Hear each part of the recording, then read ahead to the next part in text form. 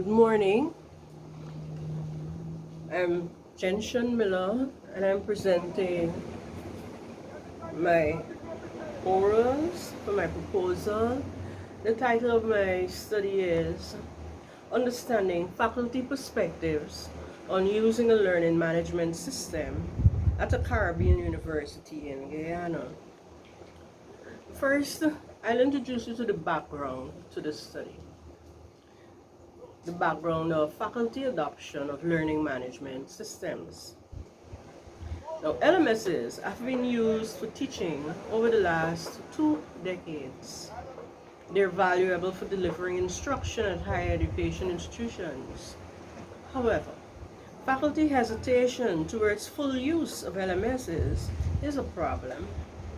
Asamoah 2021, Abu Snowbar 2021, Berville and Arthur Full 2020, Bobbing and Doe and Ba 2020, Bryson and Andres 2020, Fernley and Amora 2020, George 2012, Gile 2011, Jackson 2022, Gopi et al. 2022, Similane Mincy, Mogala, Fleshman 2022, Washington 2019, Oidoton 2021.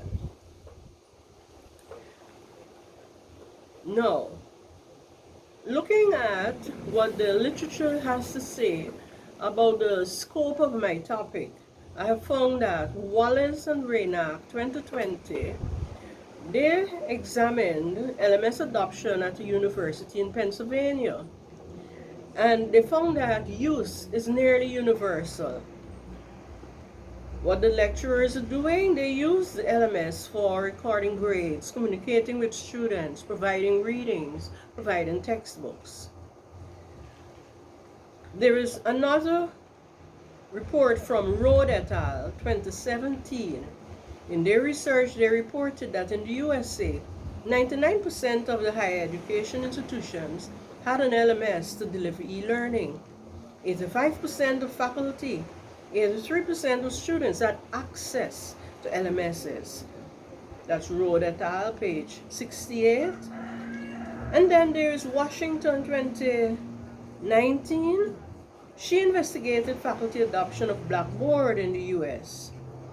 And what she found that most faculty use LMS as a repository. Most universities were equipped with LMSs. And then there is Rucker and Frass 2017. They found that faculty experienced challenges with migrating from one LMS to another. And why are we looking at Rucker and Frass? I was checking to see what the research has to say about the present state of LMS adoption in developed countries. And so what I found is that I wasn't finding much research on the early stages, and that's because LMS adoption has been around for 20 years. So, especially in the US, you find research about migrating, let us say migrating from Blackboard to Canvas. And so that substantiates the fact that there are LMSs in use in USA and other developed countries.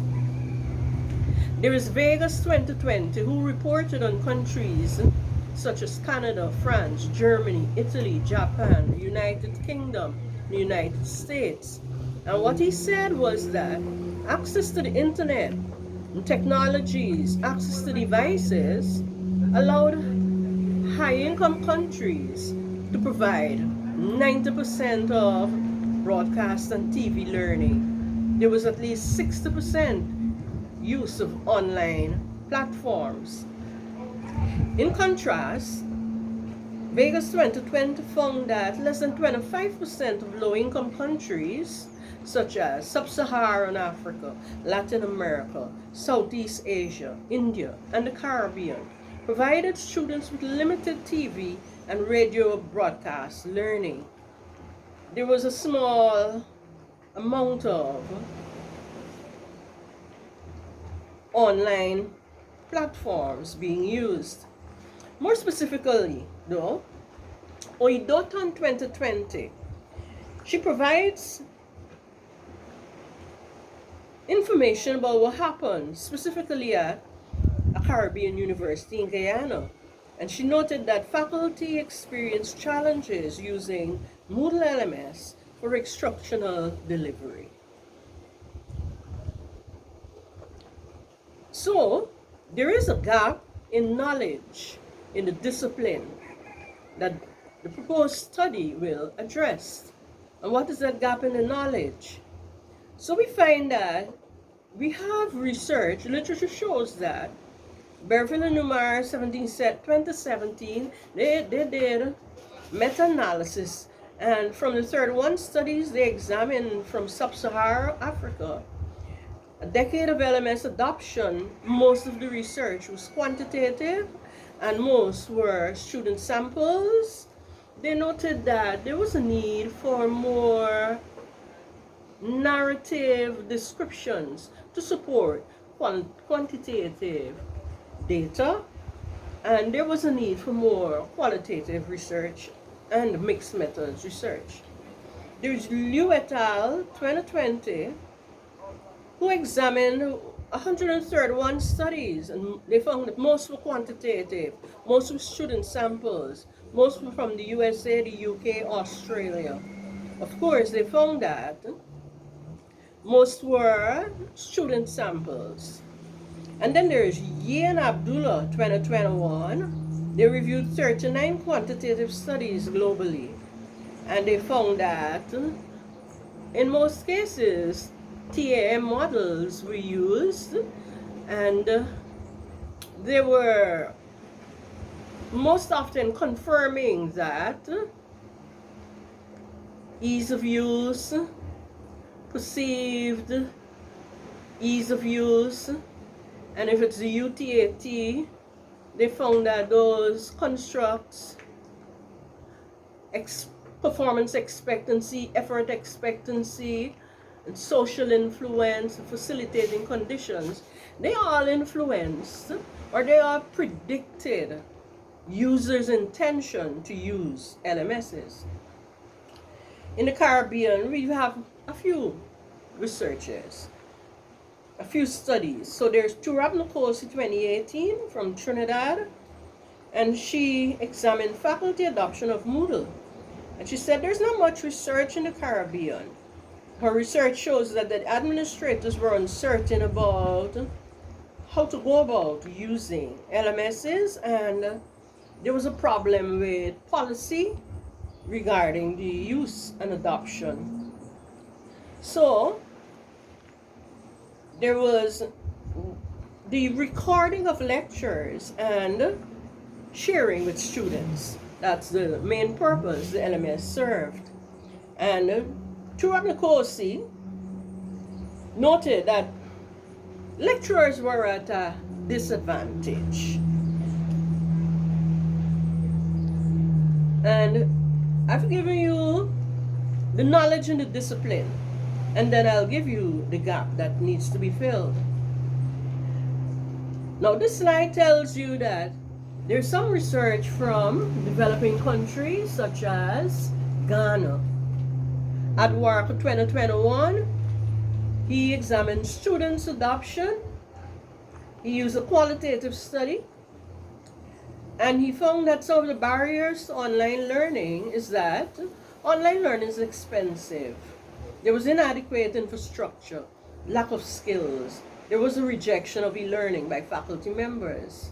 There's Beverly Numar 2017, and they have said that most of the studies, quantitative studies, and it would be good if there were effect sizes that would give more information on the validity of the studies. There was Bokolo et al. 2020, reporting from Malaysia, said that the institution was ready. So it was a research that examined readiness, a qualitative research. There is Ellen Govan et al. 2021, reporting about what happens in India. Using qualitative research, they've identified significant themes that affected LMS adoption. And some of the themes were family conflicts, workload, network issues, time pressure, compatibility, and motivation. And there is Falco et al. 2020 reporting from Brazil using a qualitative research study, and it said that the students were reluctant to use the LMS, and there was generally a fear of students speaking up. Fernley and Moore 2020 reported from the Philippines, Gamidi et al. From 2021 from South Africa, Kim et al. From South Korea, Roy and Brown 2022 from India. And so, what is the gap in knowledge in the discipline the study will address?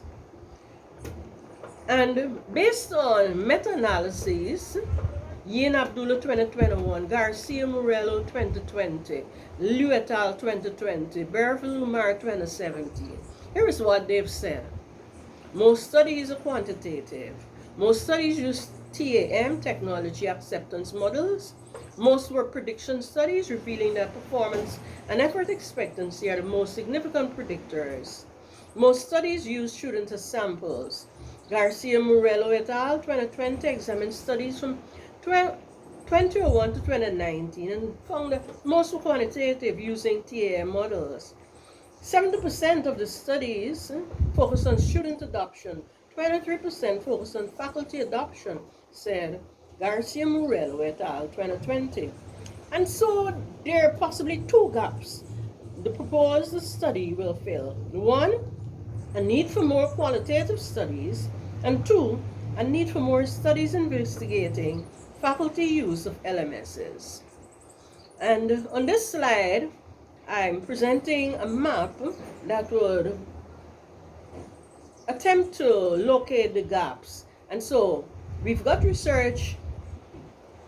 Literature shows that there is research on LMS adoption from the USA and Canada.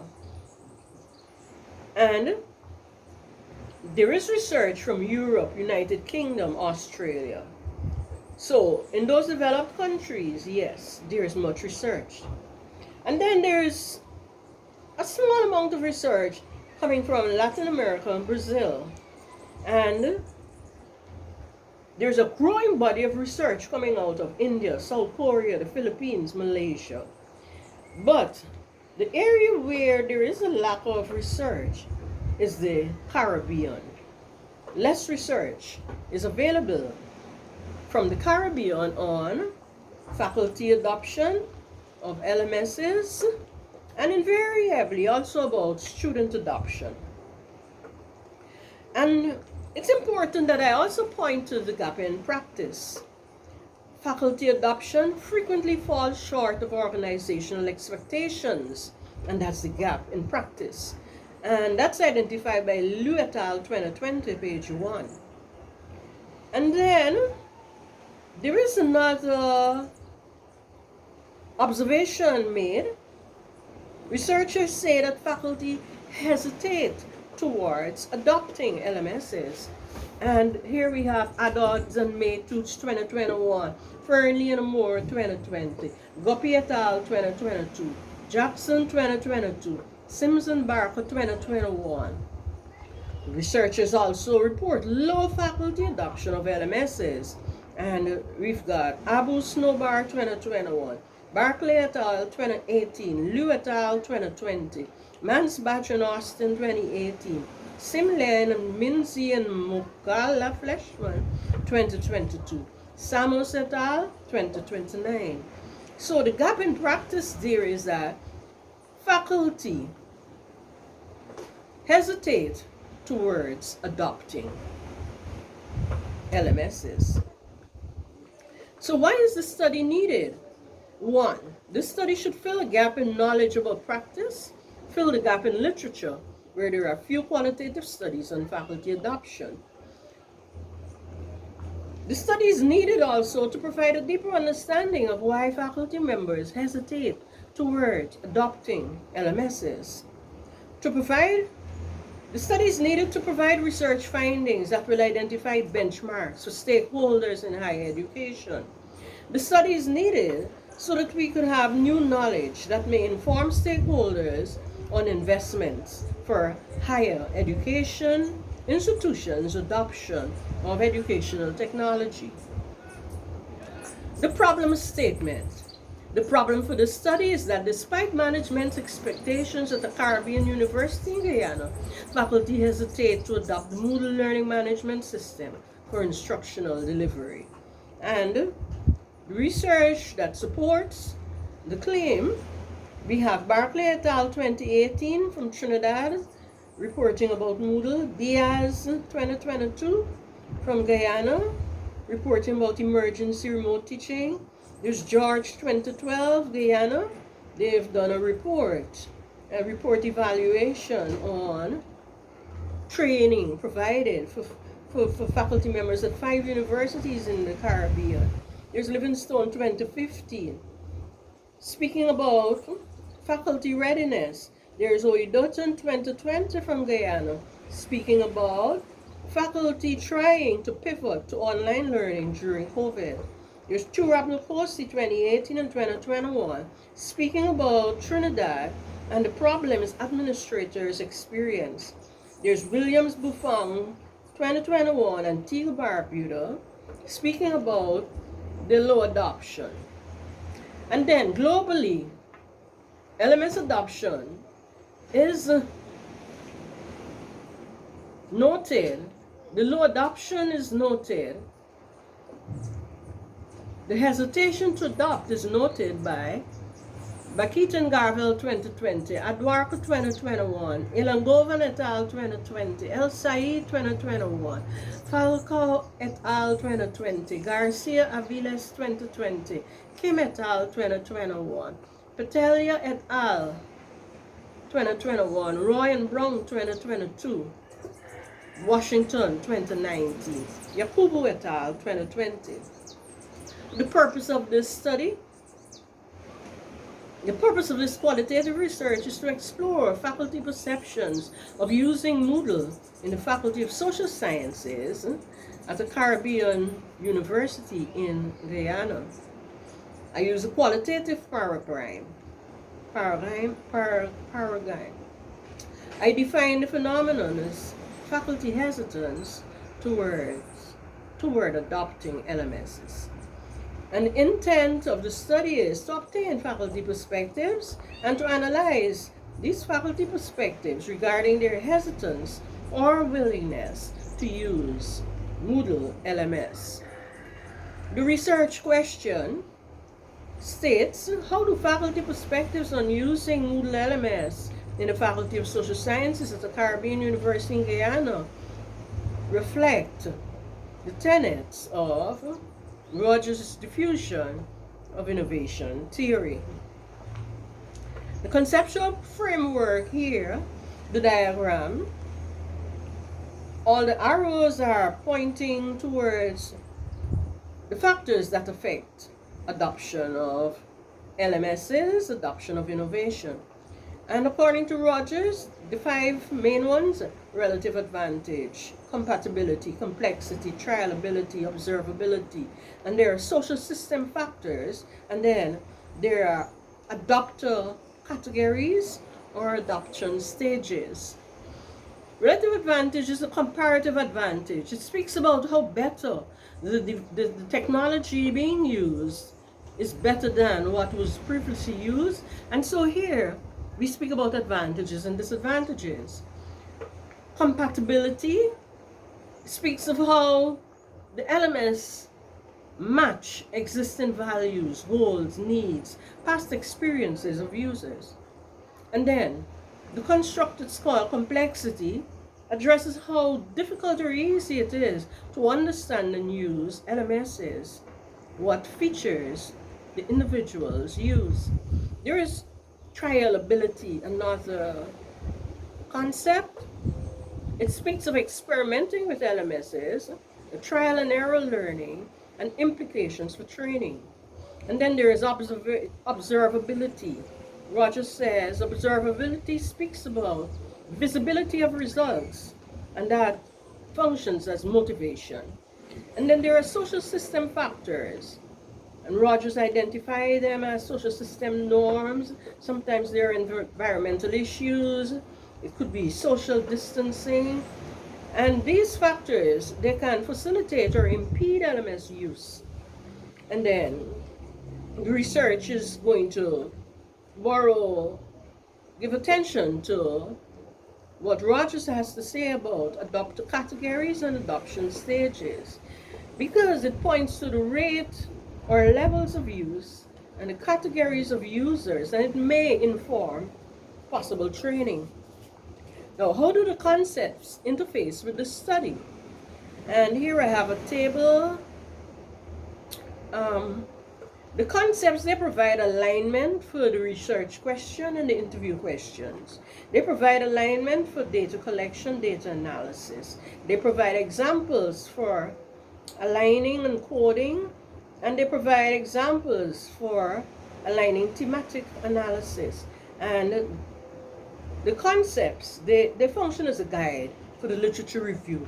So what the literature found, Bucket and Garvell, using UTAUT model, looked at flipped classroom adoption, 14 faculty members, and found that 75% agreed that the constructs influenced. And they used open-ended questions, free responses. And so for my study, it's a good example. There's Dinto 2018, looked at Botswana, University of Botswana, and they used the Rogers' theory, diffusion of innovations, and it's a qualitative study, 9 faculty members, and they investigated technology adoption, collected data in the form of codes and themes. They found that basically the lecture mode was teacher-centered. There's Ellen Govan 2021 from India, using the diffusion of innovations theory, qualitative research, 341 students and staff. And he examined video conferencing or LMS use and adoption. And he used open-ended questions, how we use codes and themes and what they revealed. Noval and Johnson 2018, Sinclair and Aho 2017, Chirapnikosi 2018, Washington 2019. And this represents the small body of qualitative research that's out there on LMS adoption and adoption by faculty members, and studies that use the diffusion of innovation framework and its concepts.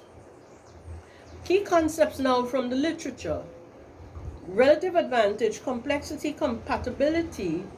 It's captured in an area of the literature review that's headed LMS in higher education. Another section heading is social distancing during COVID-19. And it gives me a chance to look at the concepts from the framework, social system factors. And then there is another heading, the digital divide. And this one also gives a chance for examining the concepts in research, the concept of social system factors. And then finally, there is a section in the review titled Professional Development. And this possibly gives scope for looking at the concepts of trialability and observability and facilitating conditions. And so, in a nutshell, this tells us of the key concepts of the diffusion of innovation framework, how they are related to the study. Now, for the method and design, I'm using a basic qualitative study, and I'm trying to understand faculty perspectives, opinions, feelings, experiences, and knowledge. This design facilitates understanding individuals and groups. UAT is not used, TAMs are not used, because those models do not have sufficient precedent for me to build on. That's one reason. I will create interview questions and align them with the characteristics of Rogers' diffusion of innovation. I will pilot test the questions with experts from Faculty of Social Sciences. And now I'm telling you of my methodology. I'm developing interview questions based on models provided by Noval and Johnson 2018 to Rapnakosi 2018. I use semi-structured interviews to obtain faculty perspectives. I review, analyze, compare educators' perspectives. I collect data using virtual audio interviews using Zoom video conferencing. Now, you may have heard me say Noval and Johnson 2018 to Rapnakosi 2018. And the dates it may sound as though my research references, the literature is dated. In some cases, there isn't much research on faculty adoption of LMSs. And therefore, and much of it isn't, the qualitative is not there, and therefore I had to work with research outside of that 5-year boundary. How will I address research bias? I will do member checking with participants of the study to validate the interpretations, and I will do a few other things there. The participants in the sample, the population are faculty members at a Caribbean university in Guyana. The inclusion criteria, participants should be using the Moodle LMS for at least 1 year. The proposed sample size, there are 8 to 10 participants. A code book will help me to determine data saturation. Primary or secondary data, semi-structured interviews will collect such data. Data collection technique, survey instrument use, it's questionnaire, semi-structured.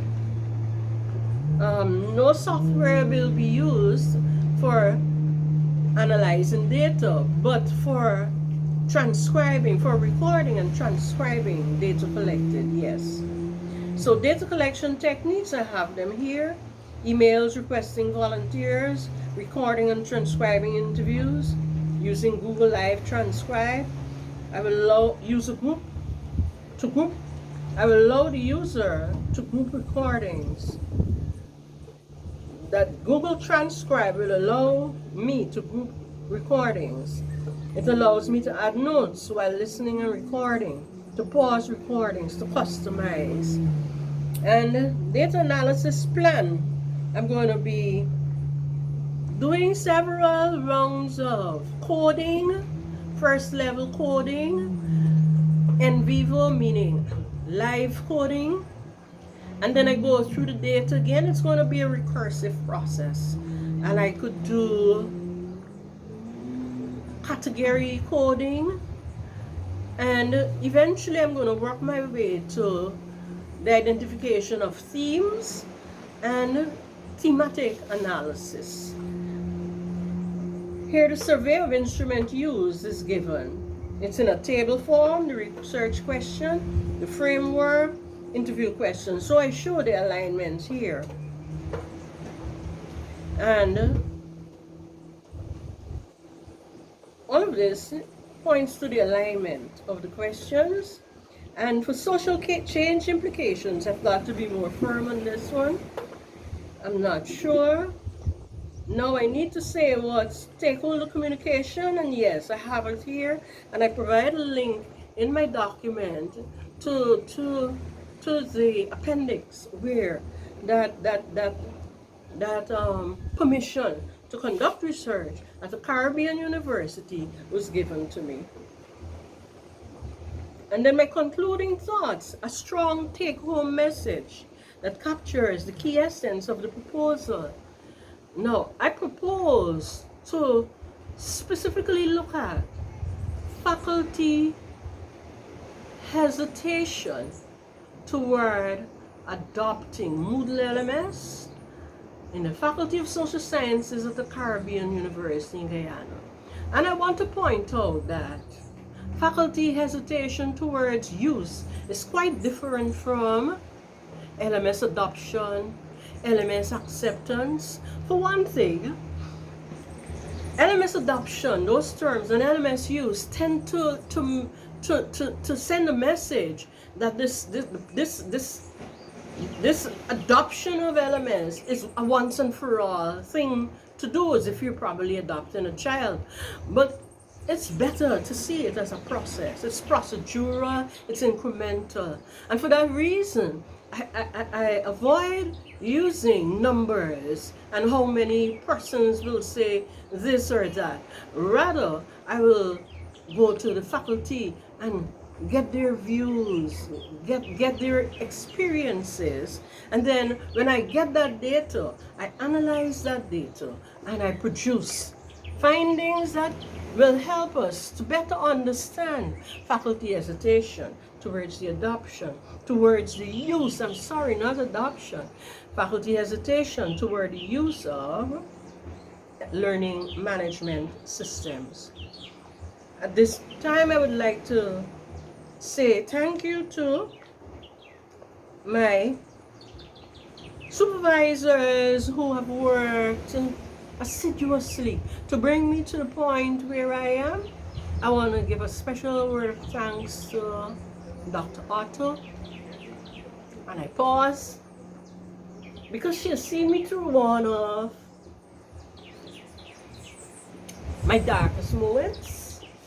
There was a point where my heart stopped beating and I thought I would give up, you know? But she was there as solid as a rock, providing emotional support. You know, it's amazing. So I want to say thanks to Dr. Otto.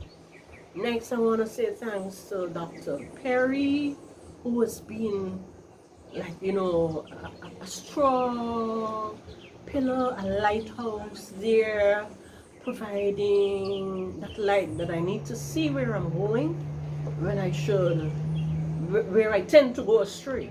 There was Dr. Perry. Finally, to Dr. Stanisu, the URR reviewer. I'm immensely grateful.